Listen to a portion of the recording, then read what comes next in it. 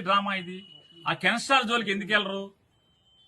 ఇవాళ ఇది ఇంకా ఈ స్టెల్లా అనేది నేను ఎవరినో నాకు కాకినాడకు సంబంధించినటువంటి మీ 2 పేపర్లు 10 ఛానల్స్ ఉన్నాయి కదా, దాంట్లో 2-3 ఛానల్స్ విలేకరులతో మాట్లాడాను. ఈ 2 పేపర్లో ఒక పేపర్ ఆయనతో మాట్లాడాను. ఏంటి బాబు ఏం జరుగుతుంది షూటింగ్ అసలు ఏంటి ఇదంతా అని చెప్పని సాక్షితో మాట్లాడాల, సాక్షి విలేకరుతో మాట్లాడాల. మీ 2 పేపర్లు 10 ఛానల్స్ లో ఒక 3 మాట్లాడాను.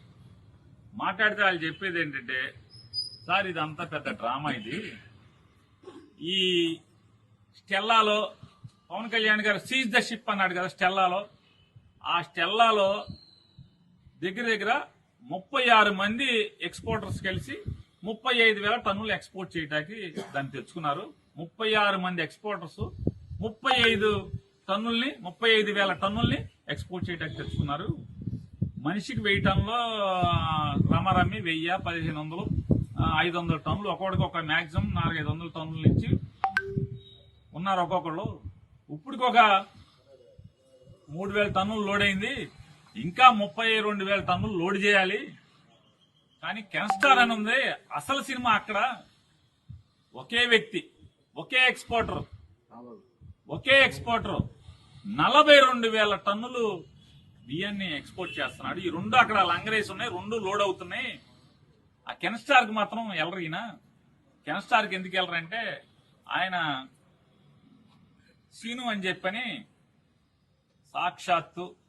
సాక్షాత్తు ఆంధ్రప్రదేశ్ రాష్ట్ర ఆర్థిక శాఖ మంత్రి వియ్యంకుడు కోడలు తండ్రి వేల్పూరు సీను ఏదో అంతా నాకు వాళ్ళే చెప్పారు. ఆ పేర్లన్నీ కూడా తగిలింది నాకు.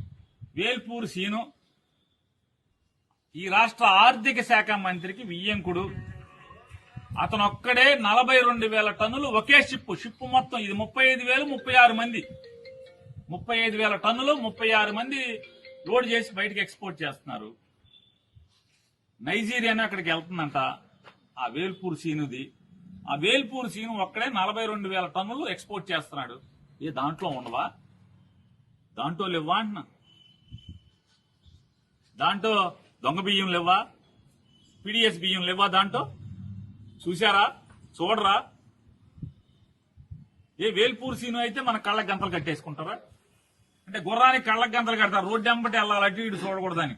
అట్లా చంద్రబాబు నాయుడు గారు ఏమన్నా గంతలు కట్టాడా? అసలు మిమ్మల్ని షిప్లోకి పర్మిషన్ ఇవ్వకుండా ఆపిన వాళ్ళు ఎవరు? పర్మిషన్ ఇవ్వకుండా ఉన్నది 2, అంటే పర్మిషన్ ఇచ్చేది 2. ఆ 2 మీతో బోట్లో ఉన్నారు. మరి ఎందుకని పర్మిషన్ ఇవ్వలేదు? వాళ్ళ మీద చర్య అంటే మరి ప్రభుత్వం ఎంక్వైరీ చేయాలి కదా. ఈ రాష్ట్రానికి ఉప ముఖ్యమంత్రి తర్వాత ముఖ్యమంత్రి రానని పర్మిషన్ ఇవ్వకుండా జిల్లా కలెక్టర్నేమో పర్మిషన్ ఇచ్చి పంపిస్తారా?